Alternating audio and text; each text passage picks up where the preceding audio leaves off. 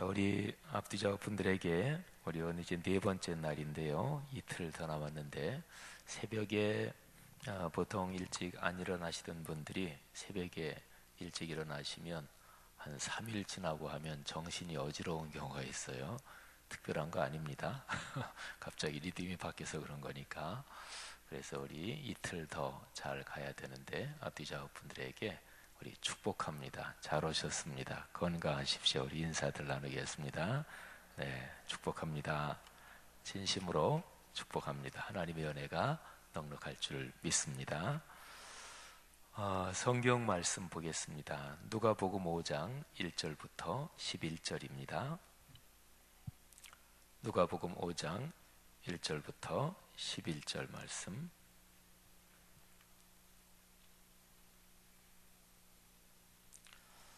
자, 다 같이 목소리를 맞추어서 봉독하겠습니다.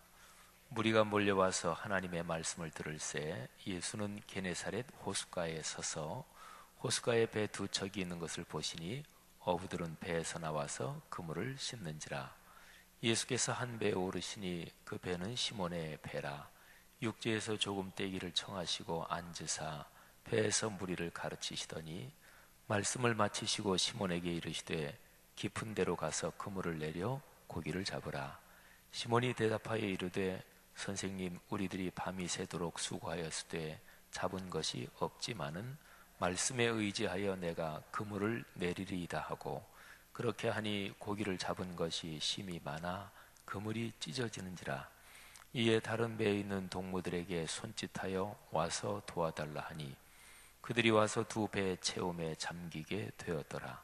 시몬 베드로가 이를 보고 예수의 무릎 아래에 엎드려 이르되 주여, 나를 떠나소서, 나는 죄인이로소이다 하니, 이는 자기 및 자기와 함께 있는 모든 사람이 고기 잡힌 것으로 말미암아 놀라고, 세베대의 아들로서 시몬의 동업자인 야고보와 요한도 놀랐습니다.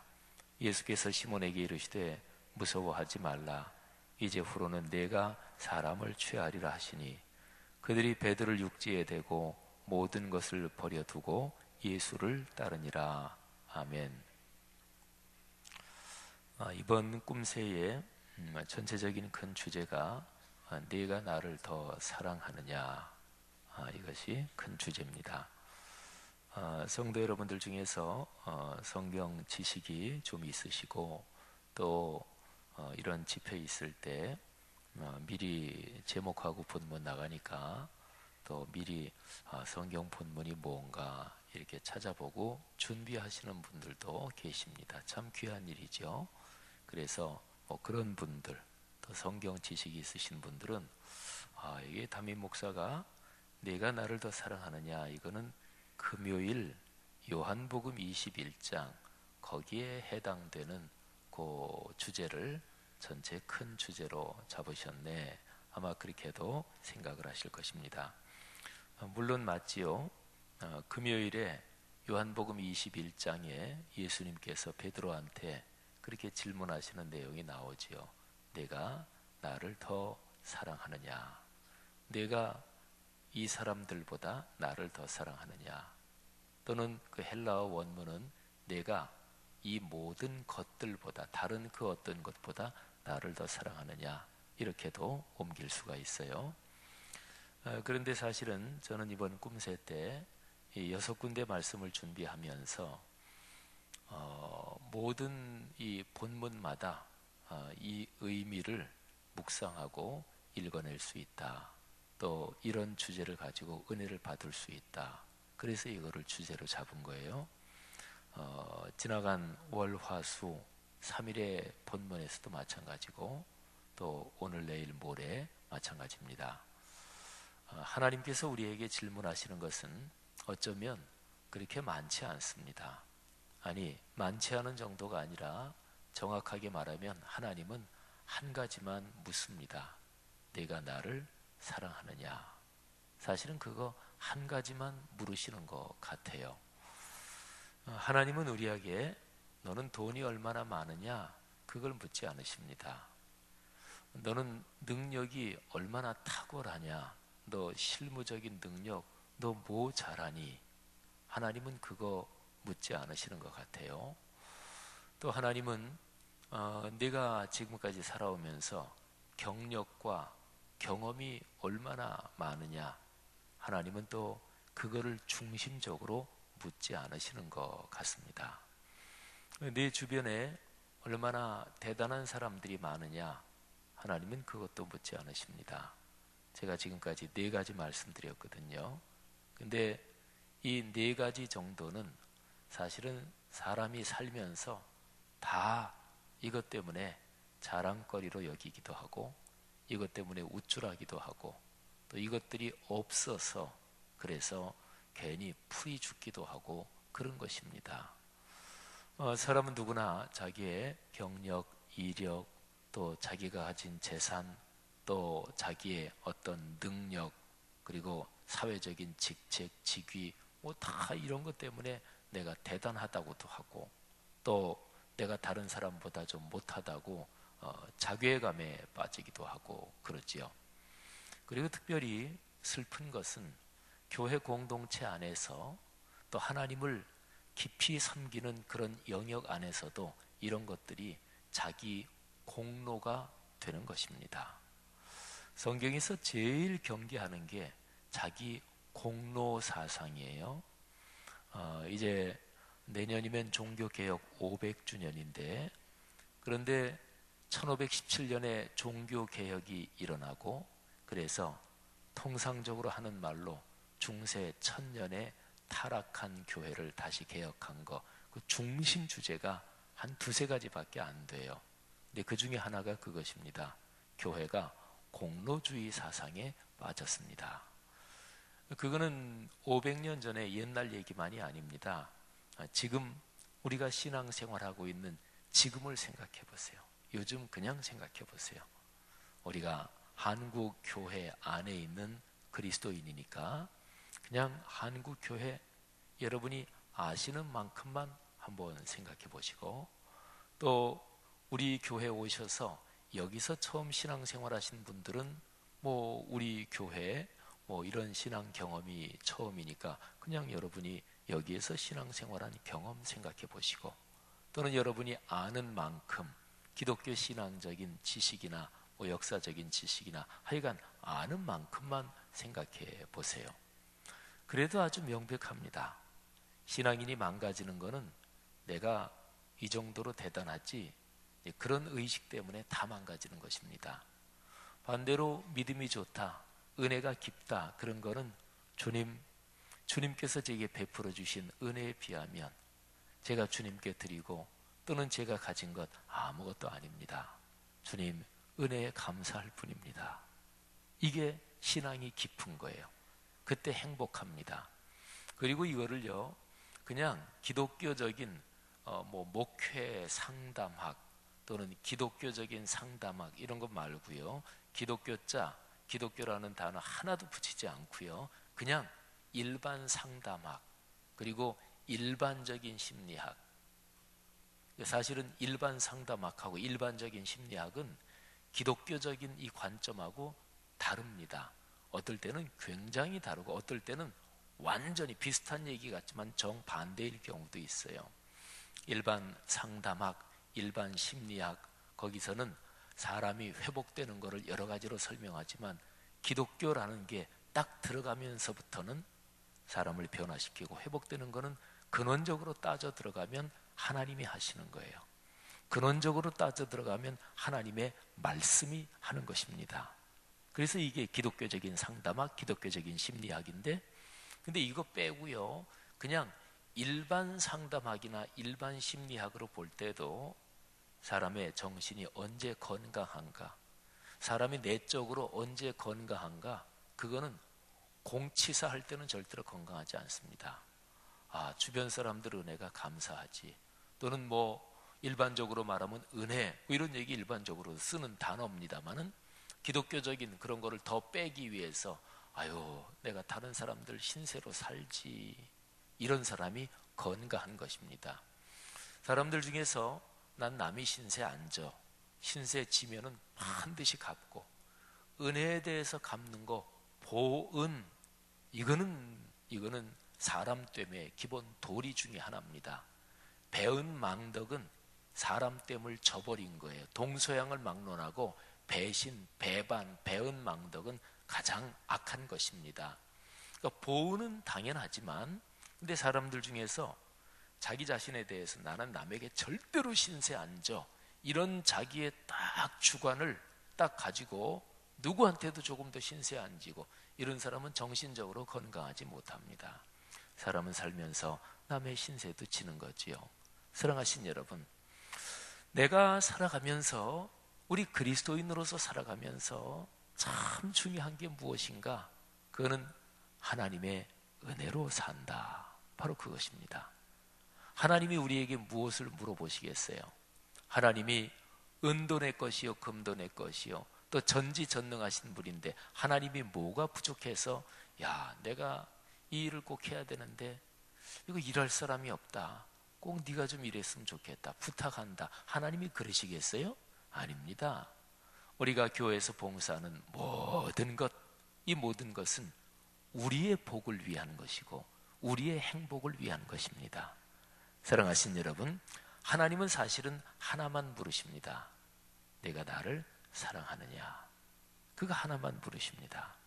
그러니까 그 질문 하나에 대해서 우리 자신이 한번 생각해 보는 거죠. 내가 진짜 하나님 사랑하나? 보통 그냥 우리가 그냥 하는 식으로 주님 사랑하십니까? 믿으시면 아멘 하시기 바랍니다. 그러면 당연히 그리스도인들 다 아멘 하죠.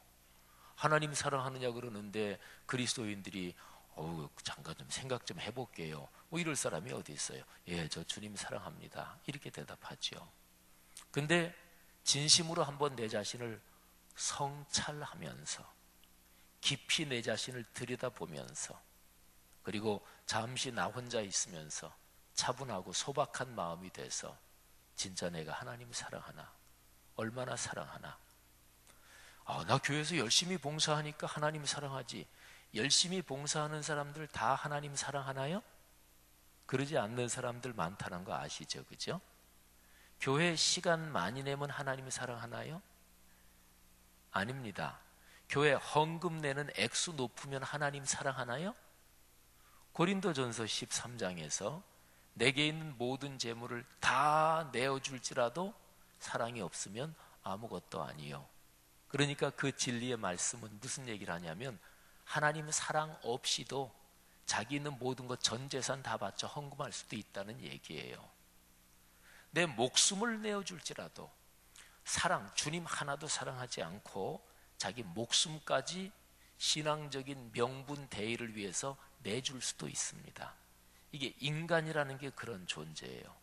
동물한테는 그게 안 돼요. 근데 인간에게는 하나님이 자유의지를 주셨어요. 그래서 신앙이 성숙하려면 또 교회가 진정으로 건강하려면 이런 정도는 성찰하고 신앙에 대해서 생각해야 돼요. 그러니까 교회 직분자를 세울 때 그 사람 헌금 많이 안 해, 직분 줘야지. 그러면 교회가 망가지죠. 그 사람 무지무지하게 교회 활동 열심히 해. 그러니까 그 사람 이렇게 대우해 줘야지. 그러니까 교회가 망가지죠. 그 사람 여태까지 교회 이렇게 해놓은 게 많어. 그게 중요한 게 아니에요. 그러면 그 사람도 망가지고 교회도 망가져요.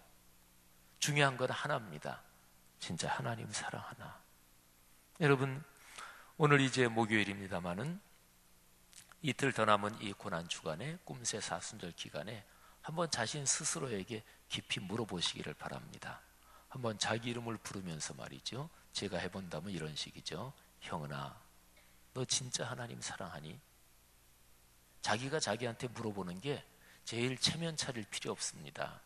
다른 사람이 물어보면 사회적 체면도 있고 또 저도 목사고 그런데 이런저런 체면도 있고 그럴 거 아니겠어요. 근데 그런 거 다 띄워놓고 그냥 제가 자신한테 형은아, 너 솔직히 한번 얘기해봐라. 너 하나님 진짜 사랑하니? 너 목회하면서 네 목회의 성취 또는 목회의 원만함, 그게 혹시 하나님 사랑하는 것보다 더 앞에 있는 거 아니니? 여러분 각자 자신에게 그렇게 물어보는 거죠. 제가 첫날 야곱을 얘기했는데 야곱은 20년도 좀 더 넘게 전에 하나님 앞에 서원한 게 있었어요. 근데 사실은 잊어버리고 살고 있었어요. 사실은 그거 충분히 기억할 만도 한데, 왜냐하면 20년 만에 타향에서 돌아올 때 사실은 자기 형 에서 만나면서 자기는 죽을 줄 알았거든요. 또 실제로 그랬어요. 에서는 그 당시에 굉장히 강대한 세력을 형성했고, 뭐 좀 더 거기에 칼잡이 이런 얘기는 안 나왔지만 사실은 400명을 데리고 나왔다, 이런저런 성경 해석을 보면 야곱 치려고 나왔다, 그렇게 많이 해석하거든요. 그러면 조금 리얼하게 한번 얘기를 해본다면 칼잡이 400명을 데리고 에서가 나오고 있었어요. 그때 야곱은 하나님 앞에 가장 간절히 하나님 앞에 간구하고 매달렸잖아요. 그래서 그거 피했잖아요. 그러면 그때 생각했어야지. 근데도 야곱은 하나님 앞에 서원한 거 깊이 생각하지 못했습니다. 사람은 다 그런 거예요. 자기 급할 때는 매달려요. 근데 급할 때 지나가면 잊어버려요. 그잖아요. 그래서 야곱은 20년 만에 타향 돌아와서 몇 년 지났는지 성경에 정확히 나오지 않지만 지나고 난 다음에 큰 사건이 또 한 번 터집니다. 그때 하나님이 20년도 좀 더 넘은 그 옛날 서원을 기억하게 하십니다.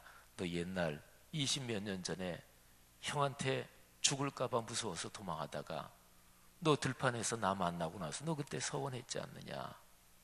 하나님이 제 하나님이 되실 것이요, 이 자리가 하나님의 성전이 될 것이요, 제가 열의 하나를 주님 앞에 드리겠나이다. 너 그때 서원하지 않았느냐. 근데 이 세 가지 중에서도 이 자리가 이 돌이 있는 곳이 성전이 될 것이, 그 얘기는 요즘 말로 말하면 제가 여기다 교회 짓겠습니다.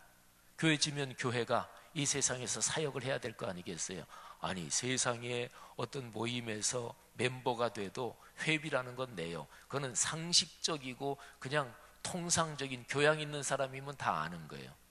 제가 교계 활동을 무슨 거 이렇게 하다가 우리 교회가 그래도 우리 교단에서 제일 큰 몇 교회 중에 하나고 초교파적으로 한국교회 전체를 따져도 비중이 있는 교회잖아요.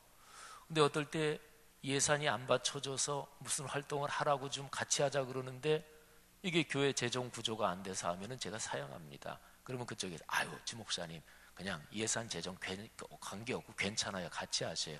그런데 제가 안 합니다. 아유, 제가 다음에 사정되면 할게요. 아니, 교회 체면이 있지, 그잖아요. 성락성결교회 체면이 있지. 성락성결교회 담임 목사가 교계 무슨 활동하면서 교회적으로 지원하는 거 아무것도 없이 그냥 맨몸으로 해요. 교회 체면이 있지. 일반 상식적으로도 어떤 단체에 내가 멤버다 그러면 당연히 교양이 있고 상식이 있고 정상적으로는 기여를 하고 회비를 내야지요. 그런 식으로만 생각해도 헌금은 이해가 가요. 그냥. 근데 10의 1은 하나님께서 명하신 것이죠.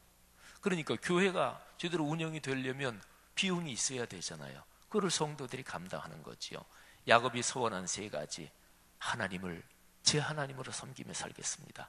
두 번째, 여기에 교회를 짓겠습니다. 세 번째, 교회를 지키도록, 교회가 하나님의 일을 감당하도록 제가 물질적으로 헌신하겠습니다. 근데 하나님은 두 번째, 세 번째 안 물으셔요.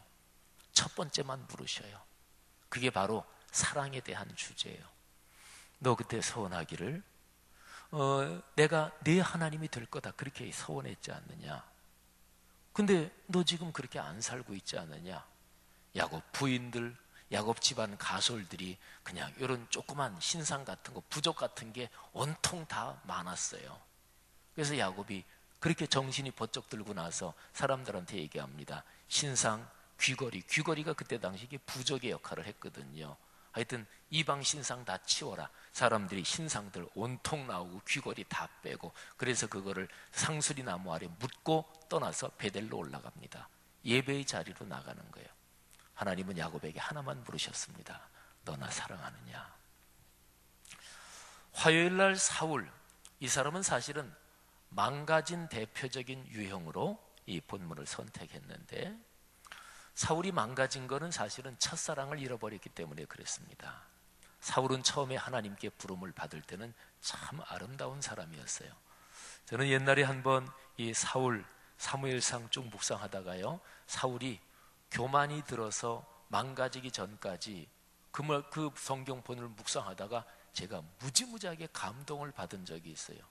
너무너무 아름답고 너무너무 영적으로 참 훌륭하고 아주 매혹적일 정도로 그렇게 사울의 영혼의 상태, 사울의 삶이 그야말로 부러울 정도로 그렇게 아름답더라고요.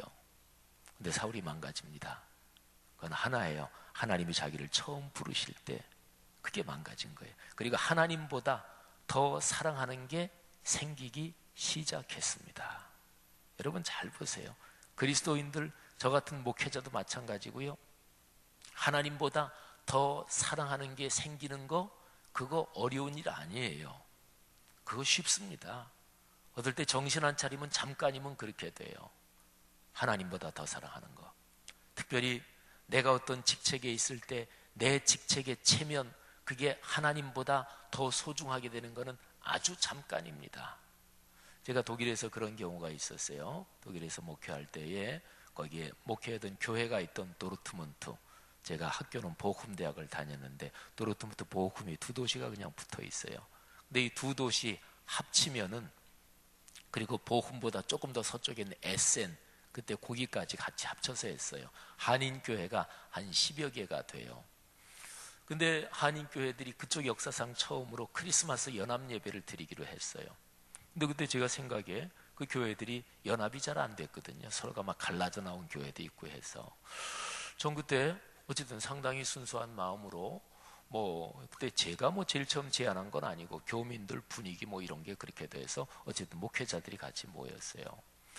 그래서 제가 같이 모이기 전에 우리 교회 성도들, 우리 교회 집사님들한테 그랬어요. 하여간 우리 연합예배 드리는 거는 행사하자는 게 아니고 하나님 앞에 예배 드리자고 하는 거니까 우리 교회가 순수한 마음으로 이번 연합예배 잘 섬깁시다, 이런 얘기를 했어요. 그리고 우리 교회가 거기서 무슨 순서를 맡든지 그거 상관없이 하나님 앞에 예배 드리자고 하는 거니까 우리 잘 섬깁시다. 근데요, 순서를 이렇게 하는데 목회자들이 모였는데 긴장이 역력해요. 왜냐하면 설교 누가 맡느냐, 그잖아요. 설교 맡는 목사가 제일 빛나는 거잖아요. 설교 누가 맡느냐, 순서 어떻게 맡느냐, 벌써 긴장이 가득하더라고요. 근데 어떤 목사님 한 분이 이렇게 얘기하는데, 그 중에서 거기 꽤 오래된 분이고 교회도 다른 교회보다 조금 크다면 클까? 근데 그분이 아예 대놓고 얘기하더라고요. 설교는 제가 먼저 할게요, 그러더라고요. 그러니까 그래도 거기에 또 꽤 대단한 사람이 있었으면 목사님 그럴 수가 있습니까? 이런 얘기도 나올 법한 분위기인데 적어도 그래도 다행히도 그런 정도 사람은 없었어요. 전 그냥 저분 대단하다. 근데 어쨌든 또 꽤 오래도 계셨고, 그래서 이제 저희 교회 가서 집사님들한테 얘기하니까 집사님들이 대번 난리가 났어요. 그럴 수는 없죠. 그래서 제가 그랬어요. 아니, 우리 잘 섬기자고 그러지 않았습니까? 여러분, 하나님, 주님의 거룩한 영광이 그야말로 내 자신의 체면보다 더 중요하십니까? 근데 사울은 그게 뒤바뀌기 시작했어요. 그리고 왕으로서 자기의 권한, 책임, 그리고 자기의 통치력, 이런 게 더 중요해지기 시작했어요. 그래서 자기 밑에 수하, 장군들, 탁월한 자기의 강요들, 이런 사람들이 더 중요해지기 시작했어요. 그래서 하나님의 말씀을 또 한 번 거역하죠. 하나님은 사울에게 한 가지만 물으셨어요. 너 나를 사랑하느냐? 엘리야도 마찬가지입니다. 엘리야는 사울하고는 정반대죠. 사울은 실패한 전형이라고 한다면 엘리야는 참 주님을 위해서 헌신한 분이죠. 근데 그렇게 주님을 위해서 헌신한 엘리야도 하나님이 진정으로 야 엘리야야, 너 나 진짜 사랑하니? 하고 깊이 물으시니까 엘리야도 주님 죄송해요. 제가 본심은 아니었지만 제가 주님을 진짜로 깊이 사랑하지 못했네요. 그렇게 고백했던 거예요. 그 얘기가 말하자면 갈멜산에서 불 떨어졌잖아요.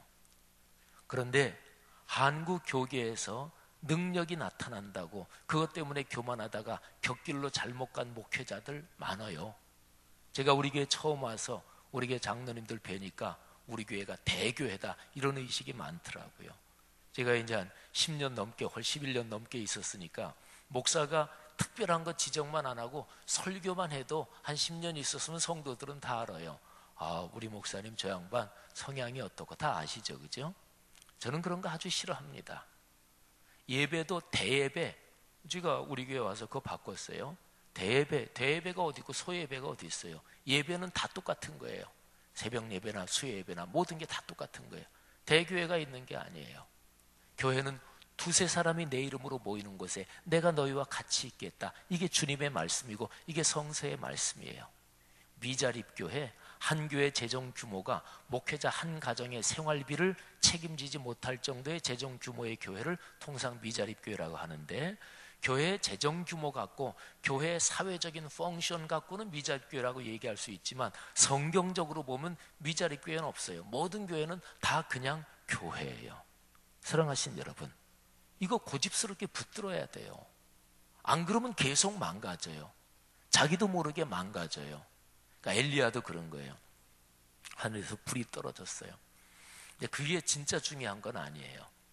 하나님을 개인적으로 깊이 조용하게 주님 손 꼭 붙잡고, 그리고 주님이 나 꼭 끌어안아 주시는 거, 그것만 너무너무 행복해서, 그래서 하나님이 저 불 떨어진 저 북쪽 갈멜산 거기에서 맨 밑으로 내려오고 그만큼 더 내려가서 저 시나이 반도에 있는 호렙산, 시내산 거기에 가서, 그러면서 하나님이 조용한 음성을 들려주시잖아요. 야, 내가 너와 같이 있지 않느냐, 힘내야지. 그리고 불 떨어진 게 아니라 내가 너에게 주는 말씀에 의지해서 사역해야지. 엘리야한테 하나만 부르신 거예요. 여러분, 오늘 본문 여기에서 주님은 베드로에게 또 그거를 부르시는 거예요. 오늘 본문은 참으로 유명한 본문이고, 또 지난번에 우리 본 말씀 사경회 때 강사 목사님 통해서 이 본문에서 저도 참 다시 한번 많은 은혜를 받았어요. 우리 아까 교구에서 찬양도 해주셨잖아요. 오늘 본문에서 제일 중요한 것은 그것입니다. 말씀에 의지해서 내가 순종하겠습니다. 말씀에 순종하겠습니다. 여러분, 어떤 사람이 진정으로 좋고 그 사람을 사랑하면, 또 그 사람을 진심으로 아끼고 귀중하게 여기면 그 사람 말을 허투루 듣지 않습니다. 이거 너무나 당연하잖아요. 상식이잖아요. 이거는 뭐 보통 사회적으로 나이 많고 적고 또 사회적인 뭐 회사나 이런 데 직급도 있는 거잖아요, 현실적으로. 근데 그런 거에서 나이가 많다 적다 위아래다 그런 거는 아무런 상관도 없어요. 할아버지가 손주가 얼마나 중요해요. 그러면 손주면 내가 사랑하는 손주니까 그 아이 말을 귀를 기울이고, 엄마는 아이가 옹알이 할 때 얼마나 대단하게 아이 말에 집중해요. 그래, 다른 사람은 하나도 알아듣지 못해. 근데 엄마는 다 알아들어. 그 옹알이 그냥 분명히 아닌 것 같은데 엄마는 다 해석해낸단 말이에요. 얼마나 그 사람의 말을, 그 아이의 말을 집중해서 듣는 거예요. 여러분, 제일 기분 나쁜 게 뭐냐면 말을 무시하는 게 제일 기분 나쁩니다. 아예 싸우다가 얻어맞는 게 더 편하지, 내가 무슨 말을 하는데 하고 그냥 무시하면 그것처럼 기분 나쁜 게 없어요. 이런 전문 용어 아시나 모르겠어요. 이거 좀 힘든 말인데 쓸까 말까 고민을 좀 하는데요. 그냥 가르쳐 드리죠. 누가 무슨 말을 하는데 말을 씹는다 그러면 이거 아주, 문자 왔는데 내 문자를 씹어 뭐 이러더라고요. 전 처음에 이게 뭔지 몰랐어요. 아니, 문자 들어오는데 문자를 어떻게 뭐 고기를 씹듯이 씹어 먹나. 혹시 모르시는 분이 있으면, 이거 요즘 쓰는 전문 용어니까, 누가 문자를 보냈는데 답장을 안 한다, 그럴 때 문자 보낸 사람이 하는 얘기예요. 내가 문자 보냈는데 씹어? 이러면 기분 나쁘죠. 상대방과 서로 인격적인 상대라면 상대방을 존중하고, 또 선의와 호의를 가지고, 그리고 두 가지 생각을 가지고 대하는 건 인격적인 관계가 아닙니다. 물론 인간관계에서 저 사람이 섭섭하고 좀 밉더라도 그냥 겉으로 점잖게 평안하세요 이렇게 하는 거, 그거는 이중적인 거라고 보는 게 아니에요. 근데 속으로 딱 다른 계획을 세우고 지속적으로 저 사람 갚아줘야지, 또는 저 사람 분명히 내가 더 어렵게 만들어야지, 그러면서 지속적으로, 그러면서 겉으로는 아주 환하게 웃으면서, 그건 인격적이 아니지요. 인격적인 관계는 가장 기본적으로 말에 있습니다. 그러니까 말은 그 사람의 인격이고 인품이고 어떤 면에서는 그 사람 자체예요. 베드로가 주님께서 말씀을 하시니까 사실은 고기 잡는 전문가로서 볼 때는 주님 말씀이 이치에 맞지 않아요. 이치에 맞지 않아요. 또 지금 자기하고 또 분명히 거기 동생 안드레도 아마 필시 있었을 것이고 야고보 요한 같이 늘 거기 갈릴리 바다 게네사렛 호수 거기에서 고기를 잡던 사람들, 지금 그 사람들이 아침나절이고 뭐 등등 해서 자기들이 있는 상황 여기를 보면 이게 이치에 맞지 않아요. 주님 말씀에 순종한다는 게. 근데 베드로는 그렇게 얘기를 주님께 말씀을 드립니다. 우리가 밤이 새도록 수고했습니다, 선생님. 근데 잡은 게 없습니다. 이 얘기는 뭐냐면, 선생님, 좀 말씀은 고마운데요. 그런데 사실은 지금 던져도 지금은 고기 잡히지 않습니다. 이런 거예요. 그런데 말씀에 의지해서 그물을 내리겠습니다. 여러분 그 심정을 생각해 보세요. 그 상황을 생각해 보세요. 인간관계가 이 정도만 된다면 인간관계 참 아름다워지겠죠. 그죠? 그래서 그물을 내립니다. 주님께서는 하나님의 전능하신 능력으로 그물이 찢어질 정도로, 그리고 두 배가 같이 가득 잡을 정도로 그렇게 고기를 잡은 것일 텐데, 근데 주님은 뭘 보고 그렇게 하셨을까요? 베드로의 마음을 보고 그렇게 하신 거예요. 마음을 보고. 여러분, 주님의 말씀에 의지할 때 그때 주님께서 하시는 일을 체험해요. 말씀에 의지할 때 주님의 일을 체험하는 거예요. 그리고 주님은 우리의 삶에서 이런저런 기적적인 또는 놀라운 일을 일으키실 때 주님의 목적은 한 가지예요. 우리를 당신의 말씀 안으로 더 깊이 초대하시려는 거예요. 주님은 우리를 네가 가진 거를 좀 더 바쳐라, 그게 주님의 목적이 아니에요. 그거는 우리를 말씀으로 더 깊이 안내하시려는 거예요. 내가 시간을 들이고 물질로 봉사하고 모든 것은 늘 주님의 목적은 하나예요. 말씀으로 좀 더 깊이 들어와라. 그게 뭐냐면 나랑 더 손 꼭 붙잡자, 그거거든요. 주님은 눈에 보이지 않아요.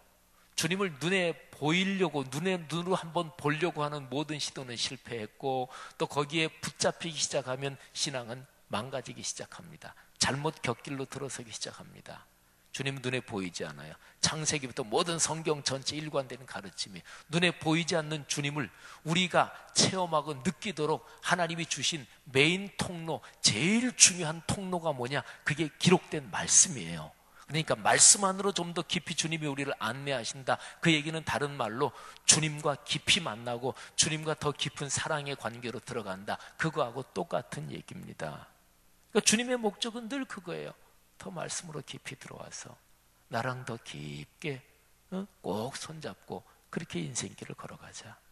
신앙의 제일 중요한 중심은 여주동행, 한자로 말하면 주님과 함께 동행하는 것, 주님과 함께 같이 길 가는 것, 이게 신앙의 제일 중요한 목적이잖아요.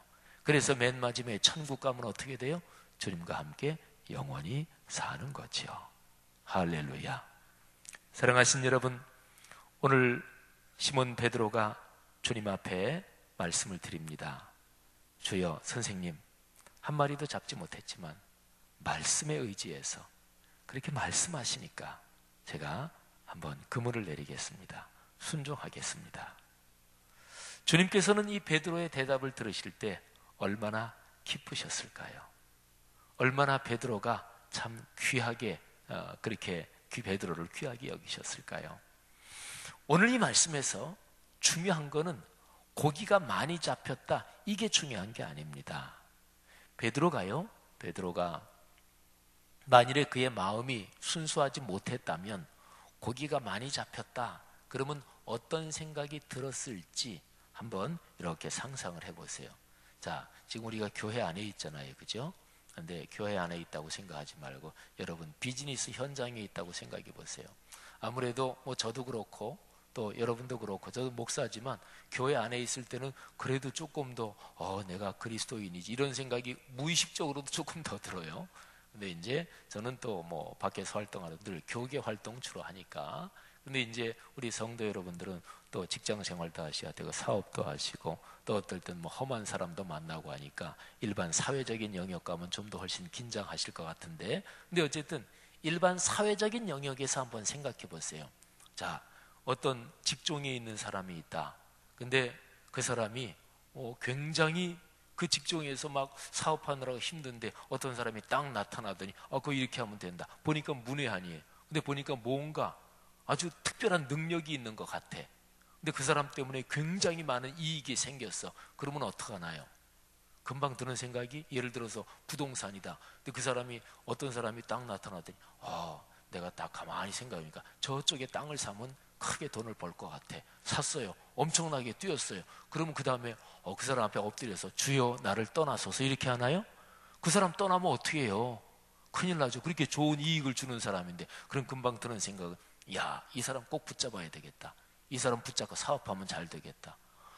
제가 가만히 어제 종일토록 이 말씀 이렇게 묵상하다가, 우리 같은 목사들은요, 많이 설교 본문을 잡을 때는 더 힘든 게 있어요. 성도들도 많이 들으셨겠지 뭐 그런 생각도 들고. 근데 이걸 가만히 생각하다가 만일에 일반적으로 생각하면, 주님이 고기를 얘기해서 고기가 많이 잡혔는데, 그러면 보통 같으면 시몬이나 야고보나 요한이나 야, 저 양반하고 동업하면 되겠다.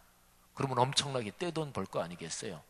한 번씩만 그렇게 그냥 얘기해서 그냥 많이 그냥 고기를 잡으면, 딱 찍어주기만 하면, 야, 저 양반 종교적으로 신통력이 있는 것 같다. 저 양반한테 그야말로 보수 두둑히 하고, 그리고 저 양반하고 동업해야 되겠다. 마음 순수하지 않으면 그런 생각 들죠. 마음이 순수하지 않으면, 마음이 진실하지 않으면 제 아무리 하나님의 말씀이 오더라도 엉뚱한 방향으로 갑니다. 잘 생각해 보세요. 마음이 순수하고 마음이 진실하고 마음이 겸허하지 않으면 성경 지식 때문에 엉뚱한 방향으로 가고, 교회 생활 오래 했다는 것 때문에 엉뚱한 방향으로 가고, 내가 목사여 장로라는 것 때문에 엉뚱한 방향으로 가고, 내 사회적 지위가 높다는 것 때문에 엉뚱한 방향으로 가고, 다 그런 거예요. 근데 베드로는 어떻게 됐어요? 고기가 엄청 많이 잡혔는데 베드로는 거기에서 주님을 진짜 만난 거예요. 주님을 진짜 본 거예요. 예수란 분이 누구신지를 진짜 하나님의 은혜이기도 하지만 거기서 체험한 거예요. 이분이 어떤 신적인 존재구나. 그런 걸 하고서 거기에 무릎을 꿇고, 상대적으로 자기의 모습을 보니까 너무나 속물이고, 그래서 무릎을 꿇고 주님 앞에 말씀드리는 거예요. 주여, 저는 죄인입니다. 그때 주님께서 베드로에게 말씀하십니다. 내가 이제부터 사람을 취하리라. 당신의 일에 같이 불러주신 거예요.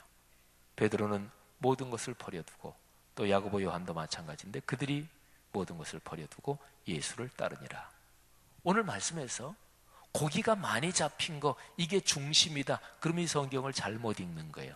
중요한 거는 말씀에 의지한 베드로, 그리고 거기에서 어떤 일이 일어나고, 고기가 많이 잡혔을 수도 있고 어떤 일이, 그거는 그냥 과로예요. 거기는 아무거나 들어가도 괜찮아요. 중요한 거는 베드로가 진실하고 소박하고 겸허한 마음으로 말씀에 순종했다, 이런 것이고, 그랬더니 하나님의 역사가 일어났다. 고기가 잡힌 걸 수도 있고 다른 걸 수도 있고, 그거는 중요하지 않다니까요. 겸허한 마음으로, 소박한 마음으로 말씀에 순종하면 하나님은 일하십니다. 간섭하십니다. 개입하십니다. 우리의 삶의 어려움을 주님께서 개입하십니다. 그리고 나서 더 진실한 관계가 되는 거죠. 주님을 진짜 깊이 하는 거죠. 주님, 저를 이렇게 사랑하시는군요. 신앙생활 하는 성도들도 신앙생활 평생 하면서 다시 한번 주님을 거듭 체험하고 그러는 거잖아요. 주님, 이렇게 큰 은혜를 주시다니요. 주님, 진짜로 놀라운 분이시군요. 그리고 나서는 다시 한 번 더 헌신을 다짐하는 거죠. 오늘 여기서 베드로는 주님의 제자로 본격적으로 따르기 시작한 첫 결단, 그런 관문이지만 우리 신앙생활에 적용해 본다면 다시 한번 주님께 헌신하는 거죠. 주님, 진심으로 주의 말씀만 붙잡고 가겠습니다. 주님, 진심으로 이제후로 참으로 다른 거 멋부리지 않고 주님 따르는 제자로 살겠습니다. 주님, 제가 목사지만 목사라면 당연히 주님이 무슨 일 하라 그러든지 순종하는 게 그거는 좋은 목사가 아니에요. 그냥 당연한 거예요. 목사로서 주님이 어디 가라고 하든지 간다. 그거는 와 대단한 목사네. 그게 아니에요. 그게 당연한 거예요. 목사는 그냥 그리스도인으로서도 당연한데 목사로서는 그건 너무나 당연하지요. 하지만 은혜 받으면 다시 한번 주님, 이제율은 진짜로 주님께서 뭘 하라고 하시든지 어디에서 사역하라고 하시든지 주님께서 무슨 말씀하시든지 주님 말씀 붙잡고 가겠습니다. 은혜 받고 다시 한번 주님 앞에 결단하는 베드로, 그 의미가 바로 11절에 모든 것을 버려두고 예수를 따르니라. 아멘. 사랑하신 여러분, 내 삶에 있는 모든 것을 하나님 사랑보다 밑으로 버려야 돼요. 그때부터 행복이, 진정한 복이 다시 한번 본물 터지듯이 열리는 거예요. 그런 복이 있기를 주의 이름으로 축복합니다. 기도하십시다. 이 시간에 들은 말씀 마음에 끌어안고 하나님 앞에 기도 올리겠습니다. 이 말씀에서 하나님이 여러분에게 주신 도전이 무엇입니까? 그 도전 한번 마음속에 이렇게 끌어안아 보세요. 그리고 스스로에게 한번 물어보십시오. 자신의 이름을 스스로 부르면서 말이죠. 내가 하나님을 더 사랑하느냐? 아까 저의 경우처럼 형은아, 너 하나님 진짜로 사랑하니? 다른 사람 듣는 거 아니니까 솔직하게 한번 얘기해봐라. 내 체면보다 하나님 더 사랑하니? 내가 교회에서 위치보다 하나님 더 사랑하니? 내가 하나님 앞에 봉사하고 헌금하고 또 열심을 내고 교회 시간 드리는 거, 그런 게 공로가 되고 있지는 않니? 하나님이 사랑한다고 소박한 마음으로 진심으로 고백할 때 그때 우리의 정신과 영혼은 제일 행복해집니다. 정신, 영혼이 몸하고 연관되는 거 다 아시지요? 짜증나고 신경질나고 원망, 미움이 있으면 사람 몸에도 독소가 쌓인다는 건 의학 상식이지요. 정신과 영혼이 진심으로 하나님 사랑한다고 고백하면 몸도 건강해지는 거예요. 약을 드셔도 약이 효과가 충분하게 발휘됩니다. 이거는 상식입니다. 성경은 그래서 언제나 영과 정신과 몸의 총체적인 건강을 얘기합니다. 요즘 예수 안 믿는 의사분들도 사람들 자기 하면서 아유 명상 좀 하시고 아유 기도 좀 하시지요. 제가 아는 어떤 의사는 예수 안 믿는데도 아유 교회 좀 나가시죠. 자기는 교회 안 나가는데, 그런데 기도가 효력이 있다는 걸 아는 거예요. 성도 여러분, 육신에 어려운 병이 있으십니까? 감사가 충만하면 막 웃고 감사하면 병도 웃음치료법도 있잖아요. 우린 예수 믿는 사람인데 복을 받기로 사실은 조건이 다 갖춰진 사람들이에요. 이 시간에 하나 자기에게 질문하면서 기도하십시다. 주님도 사랑하겠습니다. 이틀 동안의 집회를 위해서 기도하십시다. 주여, 남은 이틀 더 큰 은혜 주옵소서. 다 같이 자유롭게 기도하시다가 각자 또 삶의 자리로 돌아가시겠습니다. 하나님 아버지, 은혜를 진심으로 감사합니다.